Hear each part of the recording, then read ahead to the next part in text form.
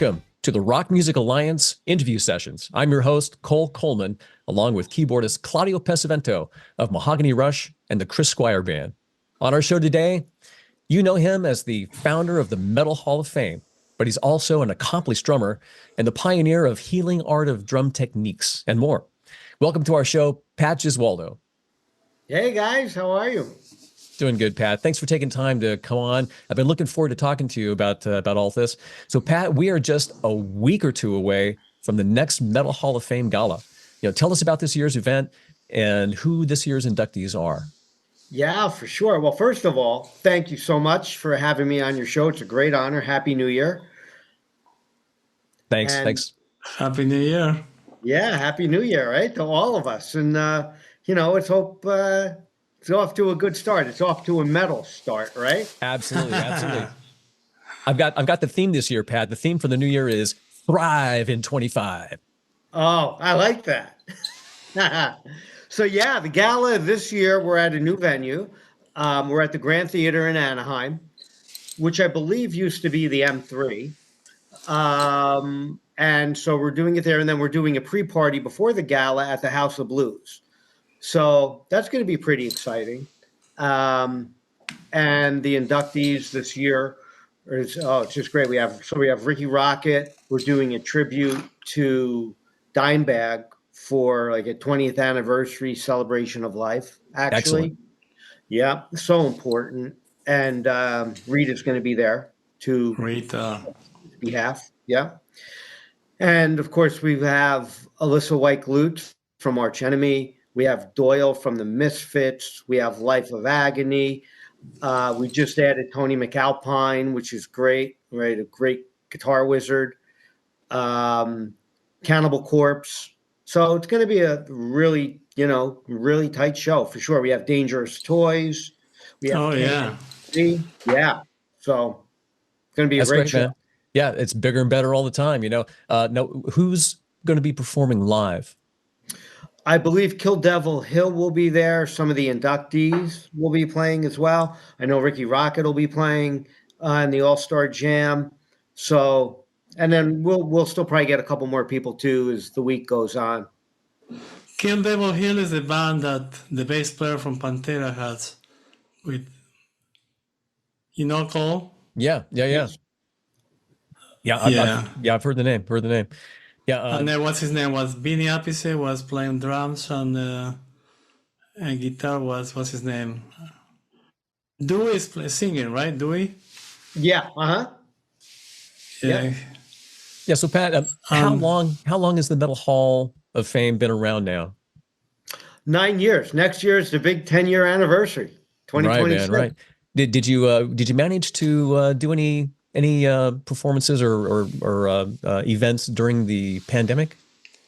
Yeah, that was really hard, right? So we did something here in New Jersey. It was very scaled back. We were only allowed like 50 people or something, but we did it as a part of a little video tribute that we were able to do because you couldn't do anything live, but it worked out well. And we did that. And then I think the next year after that was Twisted Sister, what we did at the Canyon Club. Yeah, the Canyon. We were there. Yep. Yeah, that was a great one. That was my first Metal Hall of Fame event. I really enjoyed it. Yeah, it was a good show. They all are. They're all different in their own way, Yeah, exactly. I remember, Lou Graham being there that night, and Twisted Sister was a heck of a show. Wasn't that amazing? That was a great. These sounded phenomenal. Yeah, it really does. So Pat, tell us what's the driving force that inspired you to create the Metal Hall of Fame? Well, that's something pretty interesting because I never thought in a billion years that I'd be doing something like this. But again, it comes out of my love of music, my love of metal, right? So the story is, let's go back to, actually it was 2016, I believe it was, early 2017, when Deep Purple got inducted into the Rock and Roll Hall of Fame. So, I'm friendly with all the guys in the band. And unfortunately, by that time, Jon Lord had passed away. So this is what was the impetus to the whole thing. So Ian Pace gets up there with Jon Lord's wife to accept on his behalf. And as they're up there, as Ian Pace and Vicky, John's wife, are speaking, the camera kind of pans to the audience, and everybody's like this, half asleep. Nobody cares. Now I'm really pissed, right? I'm like, this is one of the most iconic keyboards in the history of the keyboard players of the world of all time, and that just pissed me off. And and I'm watching this and I'm really fumed. It's like nobody's interested. Then a couple segments later, Eazy-E got inducted, and the place went crazy, and that pissed me off even more. I'm like, and right then, in about 10 to 20 seconds, is what started the whole thing for the Metal Hall of Fame. I said, this is ridiculous. I said, here you have, an iconic keyboard player by one of the most of all time, and then you have a rapper, and no disrespect to that. And I said, something needs to be done about this. We need our own metal award show. And I said, I know, I'll do it. I'll call it the Metal Hall of Fame. And right there, within that 10, 20 seconds, the Metal Hall of Fame was born. And I was standing in my kitchen watching a small TV because I had just come back from a gig. I watched the reruns on TV. I was eating a sandwich, and I saw this, and I was like, nah, man. I said, somebody's got to do something about this. And I said, you know what? I'm going to do something about it. I'm going to start our own show, and I'm going to call it the Metal Hall of Fame. And that was April. And then that January, the following January, 3,000 miles away in California, was our very first show. And that's how it started. That's great and amazing you were able to pull off a live show that quickly. Yeah. But you know what? We had similar story because, Cole got tired of watching the Grammys and rock is not there at all. So he decided to start this Rock Music Alliance. Yeah, exactly, Claudio. Thanks for bringing that. He was mad too. Yeah, it's exactly a very similar story for the Rock Music Alliance. It's like, just obviously seeing that the Grammys are just really just centered on pop music and aren't really giving rock music enough of a spotlight each year. And over the last 20 years, the Grammys, of course, have been taking away categories until finally there's only like 5 categories in rock. It's pretty small, and they removed it from the on-air positions. The Rock Awards take place in the afternoon, off camera. So it just became really clear to me, that's it, man. It's like there's got to be, there has to be an award show just for rock. Rock, metal, and progressive rock. And same thing. I for years I was like, man, that's going to be a hell of a job, and figured that somebody would probably do it. And in 2020, I was like, I'm going to give it a whack. I'm going to jump in. And this is, for me, I was like, I'm going to take a chance that people are going to rally around it and help us, So it's been a long haul. It hasn't been as much rallying as I had hoped. Yeah, I know the feeling. Trust me. Yeah. So anyway, we should talk about that. That's what I mean. We should talk about that, What I want to find out, can you tell us anything about the process you guys go through in choosing your inductees? Yeah, absolutely. Well, first of all, it's all 100% fan-based. So we want those fans that can go to the website at metalhalloffame.org and vote all year long. And then whoever gets the most votes, and we get a wide variety of people all over the world, whether it's death metal, thrash metal, hair metal, prog metal, whatever it may be. And then it goes to our committee, our nominating committee. And then from there, we decide. Gotcha. Now, in the beginning, was it easy enough to get a hold of people, or were they not returning calls, or how did that work out? The first year went surprisingly, amazingly well. It's like all I had to do was pick up the phone, Subsequent years, I don't know. But the first year, no, that was no problem at all.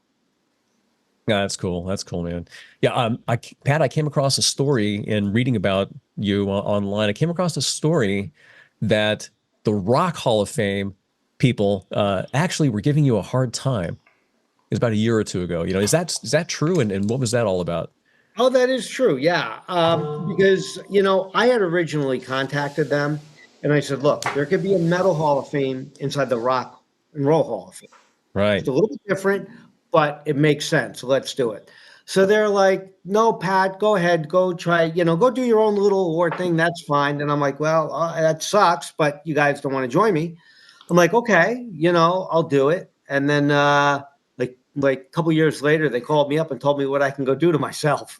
And I basically they can go do to themselves. That's unbelievable. So you were like that. Yeah. You gave him some of that East Coast charm, Oh, you know it. So now that the Metal Hall of Fame has been around for nearly a decade, do you feel like it's solidified and it's becoming an institution? Oh, yeah. I think especially around some of the trade shows that happen that will remain nameless. But yeah, I mean, people look forward to it every year. Look, it's a celebration of those musicians who have worked so hard to carry that flag for us. I'm a huge fan of hard rock and metal, and they've worked literally decades, right? From when we all grew up to now. And, they've never gotten any, recognition. A lot of them, unfortunately, and it's a shame. And, so that's partly what it's for, a tribute to the musicians. It's a tribute to the fans, for sure. Us being fans too, of course, and myself. And so, that's what it's all about. And also as a fundraiser for our nonprofit organization, Drums and Disabilities. So as a fundraising arm for that. So. Right. Yeah, we want to ask you about that in a few minutes. So now that it's been around, like I say, the 10 years, do you find it easier to reach people now and that people will return your call? Yeah, and people always ask me, well, and some of the fans get really mad, right? They're like, well, how come so-and-so isn't in? Well, it's not that easy because a lot of fans, want to know, like, what's the process, right? But they want to know why a certain artist isn't in. But honestly, a lot of artists, some of them don't care. Some of them have been rather nasty, believe it or not. Some of them are like some household names are like, what, just send me a trophy. I don't go to these things and I'm not going to. So you get a little bit of that, but then you also get the guys mostly who really appreciate it. The managers and the artists themselves. And so that's good because it's the spirit of what we're doing, right? For sure. Right. And once again, it's so similar to the Rock Music Alliance in that I've tried to explain to people. It's sometimes difficult to get it clearly explained in just a sentence or two, but what we're doing is really all about public awareness. We're not trying to say, hey, these guys are like the most awesome band this year. It's not that. It's that we're raising public awareness about new releases in rock, metal, and progressive rock. That's what we're trying to do. It's like that's why why the Rock Music Alliance exists. We want to bring attention to, hey guys, this is some of the great releases that happened this past year. It's about talent. Yeah, and we wanted to recognize talent, not just popularity or promotions. So it's like, at the Rock Music Alliance, a guy working in his living room working on material who doesn't have any backing at all, but is able to release his music can get just as much recognition as anybody else. And that is so cool because that's what artists need, especially nowadays. So kudos to you guys because it's so needed, especially nowadays. Thanks. Yeah. Like I say, Pat, we got to talk, when we're not on camera. Absolutely. So I'll tell you what, guys, let's pause here for a word from our sponsor. And when we come back, we're going to ask Pat about recording drums on the All-Star CD. We'll be right back. Attention guitar players, the Thimble Slide allows you to slide and fret, freeing your slide finger.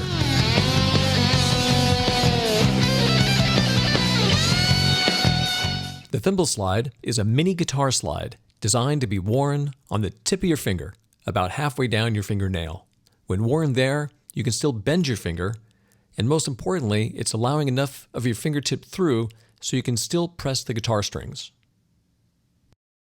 The Thimble Slide is larger at the back and smaller at the front, so it follows the contour of your finger. So when you're wearing the slide, it's not loose or rattling around on your finger. This also allows your other fingertips in nice and close for playing. The sizing gap allows you to make the slide a little bit larger or a little bit smaller for a nice custom fit. While wearing a thimble slide, you can of course use it as a slide.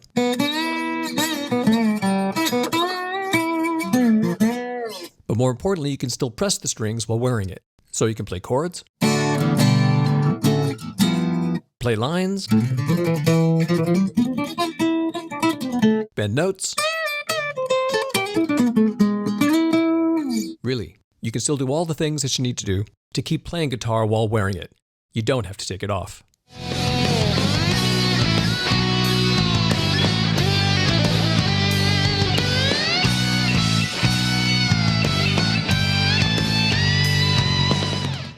With its patented shape, you can slide and fret while wearing the thimble slide. Visit thimbleslide.com. That's thimbleslide.com. Hey, this is Chris Wise. You're listening to the Rock Music Alliance. We're back on the Rock Music Alliance, talking with Pat Gesualdo. Pat, you're not only the founder of the Metal Hall of Fame, you're a drummer as well, an accomplished drummer. What was it like putting together and recording the drums on the Metal Hall of Fame All-Star CD? Yeah, that was pretty cool, actually. You know, as a drummer, I've worked for, you know, different artists and record company projects and, you know, Paramount Pictures. I've done all that stuff, publishing. And so the CD was really something that some of the songs that I wrote, and I was like, well, guys, look, let's, you know, let me get some friends and see what we could do. And that is 100% charity as well, which goes to bringing free music programs to help special needs children, adults, and wounded veterans. So, but that was a great process, of course. I mean, we have some great combinations of musicians working together. We have Rudy Sarzo and Bruce Kulick on the track. We have Ripper Owens on a track. I have Bob Daisley on a track with Tony McAlpine. Some really just great players. Mike Orlando from Adrenaline Mob. You know, the list just goes on. And so that was a fun project to do for sure. Oh man, it looks it. And I also noticed Chris Poland's on there, and Joe Satriani, and of course the great Steve Vai. Well, yeah, I took that. So what we did is we did from the All-Star Jam from 2020, which I played on, and that was myself, Joe Satriani, Steve Vai, Jeff Tate, Chris Poland, and Bjorn Englund. And we did a tune, and that was great as well, for sure. I was there. Yeah, I remember. Don Dokken was there that night, right? Yes, he was. Yeah, that was a great night to see Joe Satriani playing with what's his name, his teacher. With Vai and Chris Poland and Jeff Tate. That was amazing. Oh yeah, Jeff Tate too. Yeah, that was a great night. Yeah, great to hear Bjorn out there as well. He's been an interview guest on our show and came to our Halloween party this year, which was nice. I love Bjorn. What a great guy. He's such a nice guy. And of course, you know, in Dio Disciples, and he's got some other projects. He just did the song with George Lynch, which is fantastic. Yeah, I saw that too. Yeah, that's great, isn't it? Yeah, I love it. I also noticed, Pat, that your most recent release out there is a Christmas single. It's The Carol of the Bells. Who's on that CD with you? Yeah, so that's myself, Chris Poland, Metal Mike from Halford. And I actually took that off of the All-Star CD, and I just wanted to put that out specifically for Christmas. And there is another band that will remain unnamed that kind of does Christmas songs around the holiday and tries to make them, you know, hard rock and metal. We all know who that is, and they do a fantastic job, and you know, most of the guys in the band are my friends. But this is a true metal version. You know, Carol the Bells, it's a true metal version, and I think a lot of people were surprised by that. You know, but it's pretty cool. Yeah, definitely go check it out, folks. It is a pure metal version. The tempo is up. It's got some oomph to the drums. You know, it sounds great. Yeah, heavy tune for sure. Who's your favorite drummer? What's that? Who's your favorite drummer? My favorite, well, I have a few of them. I definitely have to say Ian Pace. Yeah, me too. Yeah. Terry Bozzio. Because I'm more of a prog player too. I play a lot of, I'm not so much into thrash and, the heavy stuff. I'm more of a prog guy, like a Yes, Purple. I mean, I love Sabbath, of course, too. I love Dio, Musicality. Probably some Dream Theater in there, I'd imagine. Yeah, Dream Theater for the most part. But I'm more like a UK prog, kind of guy. Yes, of course, when it comes to that kind of stuff. And then like that, and a lot of that is based off of my clinics too, because I'm an artist for Zildjian cymbals and ProMark drumsticks and Evan drumheads. So for years I've been doing the whole clinic thing, education on, double bass technique and things like that. So a lot of that comes in handy too, with those styles of drumming. My drummer from Mahogany Rush in the 80s is from New Jersey. His name is Jon Lord. You know him? I do know him. Yeah, he teaches also, great drummer.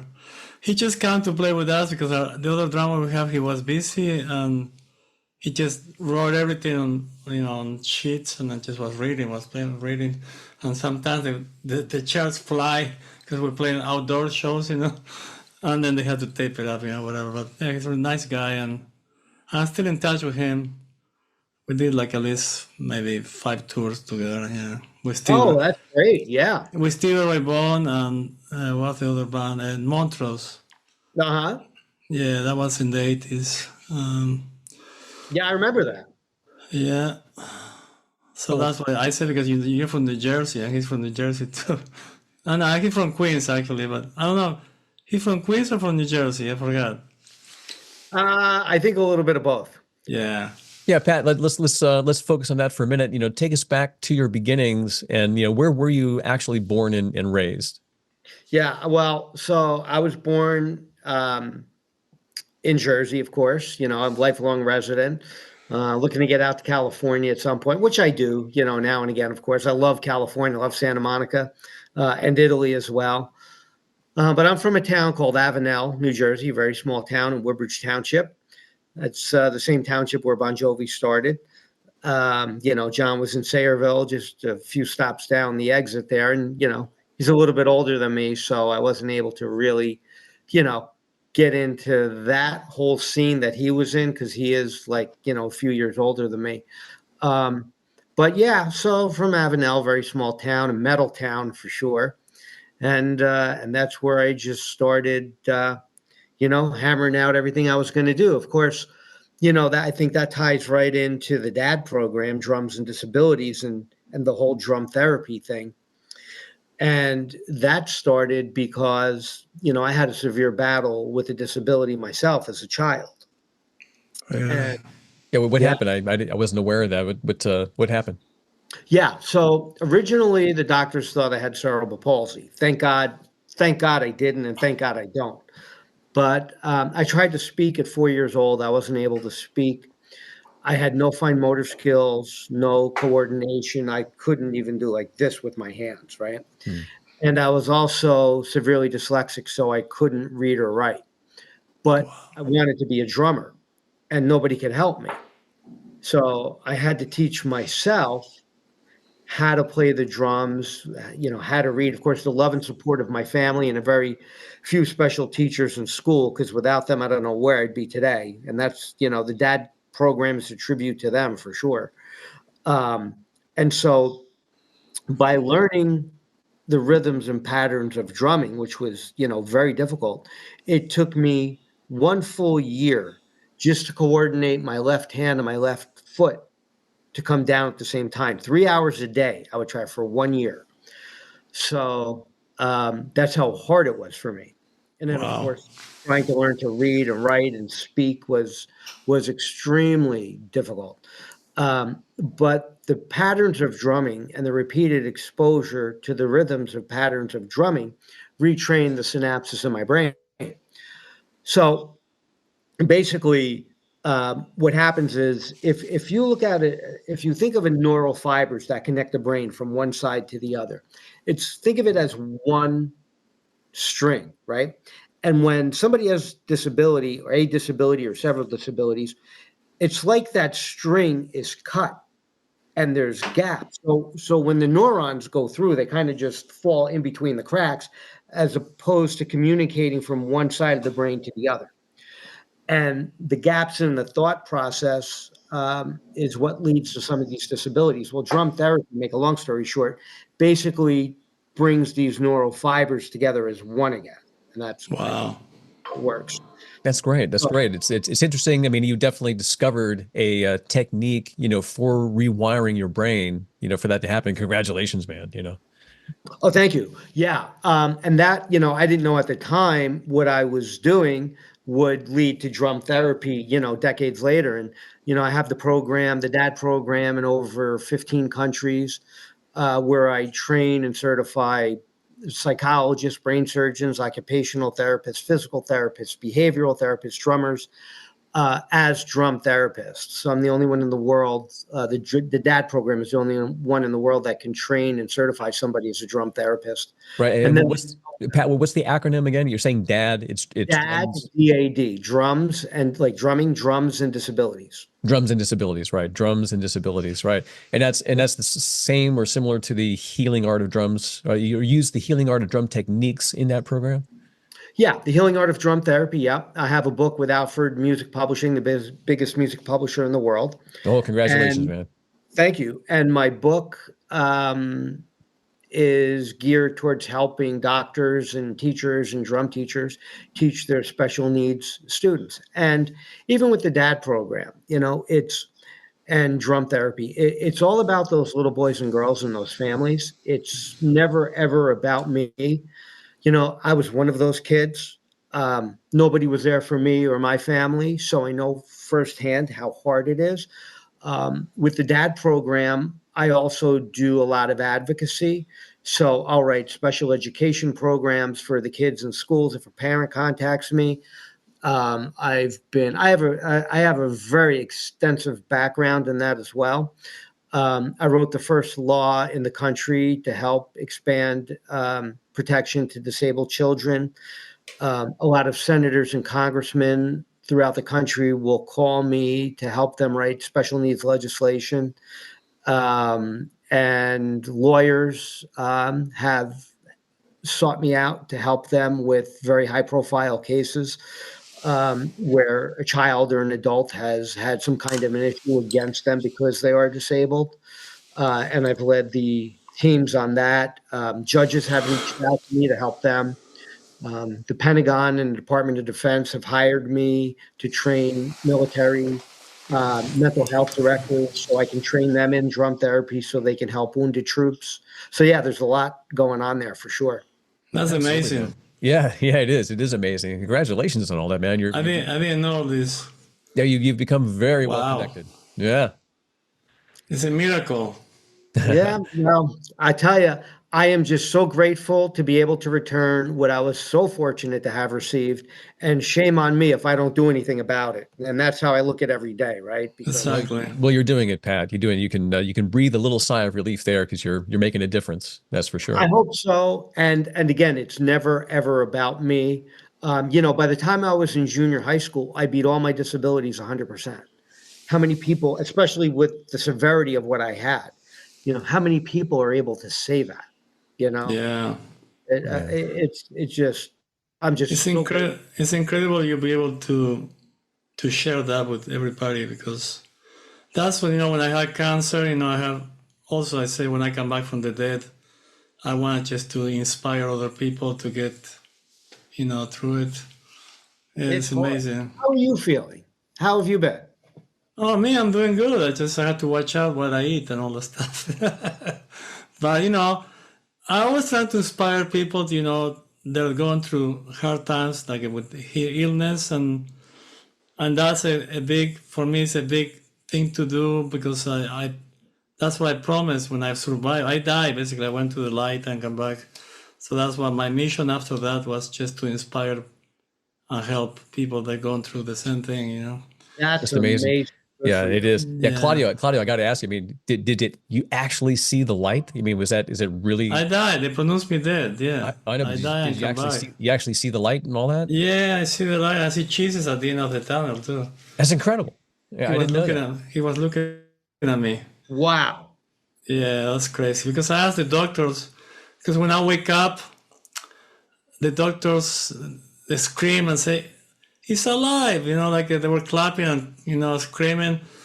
And I asked the doctor what happened because I went to this dark tunnel and then suddenly the light was getting bigger, and then at the end I see Jesus, and then that makes sense that they told me that I actually died because I thought maybe it could be a dream, but it was very vivid. What happened to me was really real.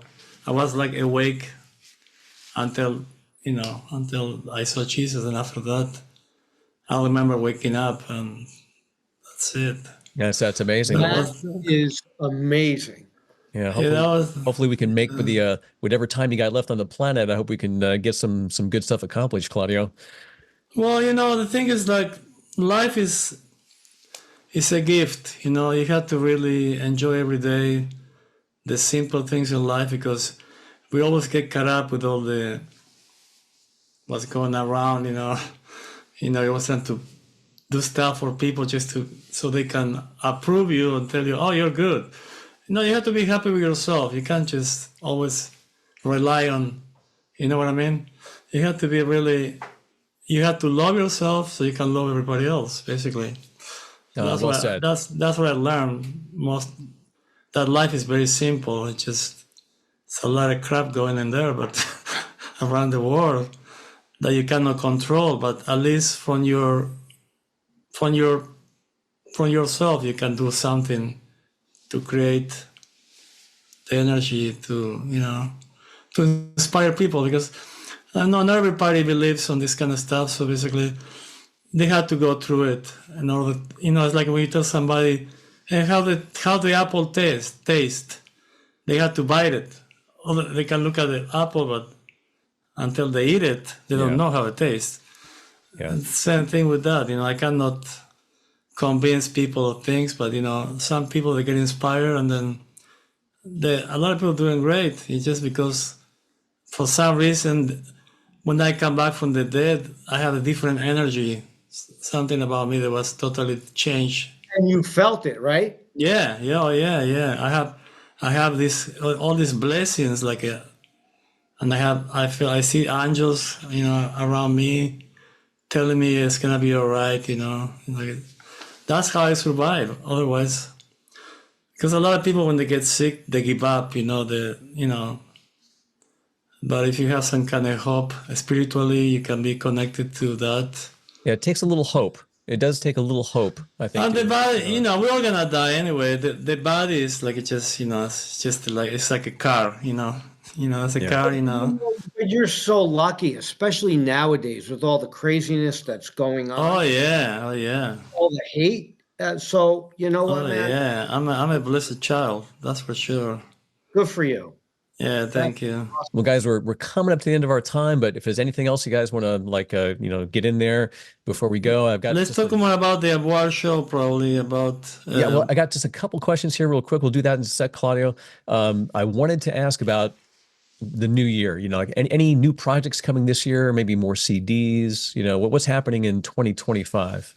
Yeah, so I'm working on that. Of course, we have our tour bus, our state-of-the-art tour bus, and I have the mobile metal museum that I bring out with me too. So I'm doing some of the supercross at major stadiums, the motorcycle riding stuff. So that's coming along really well. I'm working on, probably another CD at some point, some other shows, probably some other inductions this summer, because, we do one-offs as well. Inductions. I inducted Judas Priest in front of 80,000 people at Wacken in Germany. I inducted Anthrax in front of 40,000 people at Heavy Montreal some years ago. So that's important too, to bring the Metal Hall of Fame to the fans as well. That's fantastic. Yeah, that's cool. Yes, and I heard you say you have a tour bus, so taking the Metal Hall of Fame on the road. Yeah, with the mobile museum, I have very rare Eddies that Derek Riggs drew for me. I have the original artwork from the Dio hologram tour. Oh, So we have wow. very special, one-of-a-kind things that I display. And I do all kinds of events with the mobile museum as well. Rita is doing the same thing. She's taking the dime on a tour, a tour bus. Yeah. I think we're going to collaborate on that too. I spoke to her about that. So we're thinking about that as well. Yeah, I saw her at the Rainbow, and she had the big bass and all the guitars and all this everything. That was a great day, actually. Yeah.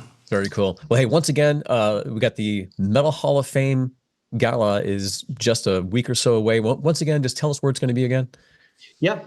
January 22nd, Metal Hall of Fame, 9th Annual Gala. It's at the Grand Theater.